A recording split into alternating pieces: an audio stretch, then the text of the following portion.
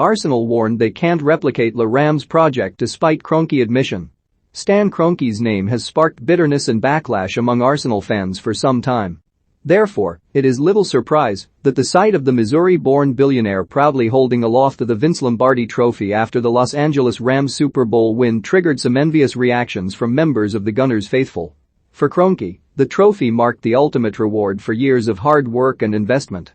The showpiece event was played inside the $4 billion SoFi Stadium, an arena that would have been near impossible to provide for the Rams had it not been for the pockets of Silent Stan, widely regarded as the driving force behind the switch from St. Louis back to Los Angeles in 2016. But that Silent Stan nickname is commonly used by disgruntled Arsenal fans enraged by their owner's radio silence at times when they believe it would be helpful to hear from the man thought to be running things. Mirror Football spoke to Anthony Wallace from Le Rams UK to determine how one of the most wealthy men in America is perceived by an entirely separate fanbase. Have your say. Has Stan Kroenke been a good owner for Arsenal? Comment below. Before Sean McVay arrived, we had 10 losing seasons, said Wallace. The move in 2016 from St. Louis back to La was all Stan Kroenke. It was a commercial decision, all down to Kroenke. When pressed on whether Kroenke's stock is considerably higher among the Rams supporters, Wallace added, "It is hard to tell, he is always known as Silent Stan, he's not a frontman by any means." The most divisive topic of all is the perception that Kroenke views his American franchises, specifically the Rams, as the golden child of his sporting portfolio and Arsenal are little more than an afterthought. That is a theory undoubtedly supported by the contrasting amount of money invested in each, but the injection of cash into the Rams was something the franchise was crying out for according to Wallace. It's really difficult because obviously he has invested a lot in the Rams, but he needed to build the brand and the team.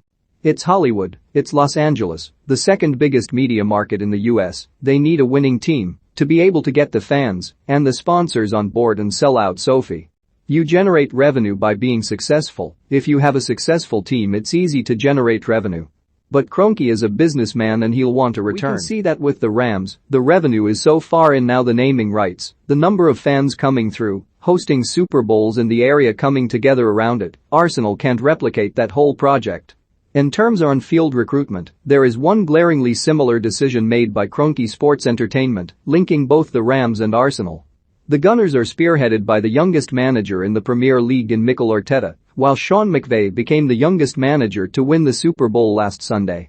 Just 3 years separate them, with Arteta the older at 39, but the pair boasted similar credentials going into their respective roles. McVay was seen as a bit of a wonderkid, been through a few different roles, and I think Arteta had done something similar. It's not quite the same coaching in the NFL as it is in the Premier League obviously, but I think you can see some similarities, Wallace explained. Whether Mikel Arteta has been brought in to be the poster boy is difficult to say. I think he was brought in on his credentials.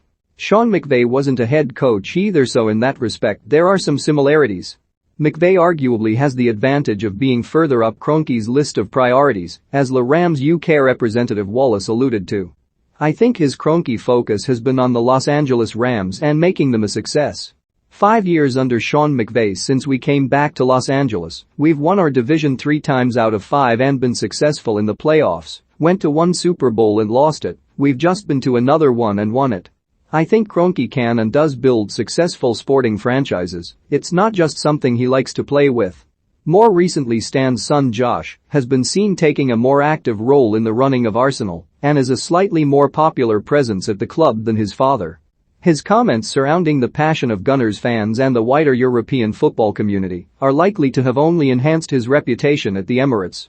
I think that one of the messages that I said to our supporters, and I do listen to our supporters over there, I listen to our fans here in America with our teams, but the level of passion that is involved in European football and support that goes into these clubs, I don't want to say it's deeper than anything we have over here, but it's way deeper than anything we have over here, Josh told Road Trippin's YouTube. It's hard to truly relate as an American or a foreigner heading into the UK, the passion that really goes on from the people that support these clubs. His remarks come at the perfect time given the red half of North London are currently green with envy as Silent Stan toasts his Super Bowl success with his favorite franchise.